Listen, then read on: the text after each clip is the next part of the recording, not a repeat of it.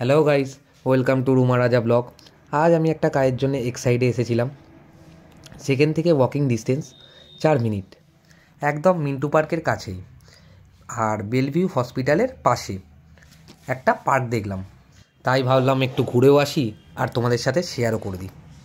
তারপর একটু সামনে গিয়ে তোমাদেরকে টাইমিংটাও আমি দেখিয়ে দিচ্ছি, যেটা দিয়ে তোমরা যদি আসো তাহলে সুবিধা হবে। টাইমিংটা হচ্ছে সকাল 5টা থেকে সন্ধে 7টা পর্যন্ত খোলা থাকে প্রত্যেক দিন। তো যাই হোক, এবার সামনের দিকে যাওয়া যাক। সামনের দিকে দেখো, সামনের দিকে বাচ্চাদের চড়ার জন্য দোলনা আছে, কিছু মানুষ বসেও আছে, আবার কেউ দাঁড়িয়েও আছে। তো যাই হোক, সামনের দিকে এগাচ্ছি। কি সুন্দর দৃশ্য দেখো বন্ধুরা, খুব নিরিবিলি ফাঁকা জায়গা, শান্তশিষ্ট। মেন পার্কের যেটা পয়েন্ট অফ ভিউ সেটা তো এখনও বাকি আছে, যেটার দিকে আমি তোমাদেরকে আস্তে আস্তে দেখাচ্ছি।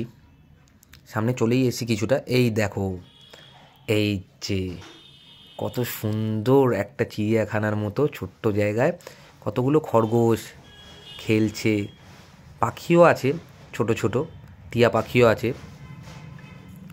ইভেন আমার এত সুন্দর লাগছিল কি বলবো, আদর করার ইচ্ছা হচ্ছিল, বাট কোনো উপায় নেই, কি করব, দূর থেকেই দেখি। তো কত সুন্দর খরগোশ আছে, বেশ ভালো লাগছিল। সবাই এসে ছবি তুলছিল, কেউ ভিডিও বানাচ্ছিল। ইভেন আমি চেষ্টাও করেছিলাম হাত দিয়ে আদর করার, বাট পারিনি। তো যাই হোক, তোমার সাথে শেয়ার করলাম। দেখো কত সুন্দর, কি ভালোই না লাগছিল। আমার তো আসার ইচ্ছাই করছিল না। আর একদিন যাব আমি, সময় করে হোক। যাই হোক, এবার এখান থেকে যাওয়া যাক সামনের দিকে। এই দেখো দুটো হাঁস, মনে হয় ওদের দুজনের মধ্যে কিছু হয়েছে, ঝগড়া হয়েছে সংসারে, তাই ওরা আলাদা দাঁড়িয়ে আছে। তো যাই হোক, আমি আমার রাস্তায় যাই, ওরা থাকুক, ওদের ঝগড়া ঠিক হয়ে যাবে। সিকিউরিটি গার্ডটা এসে আমাকে বললো, এই চলো চলো সামনের দিকে এগাও। আমি এগাচ্ছি। এই দেখো ওরা এখানে থাকে, বাবা, আবার ঘর, কি সুন্দর, কি ভালোই না লাগছে।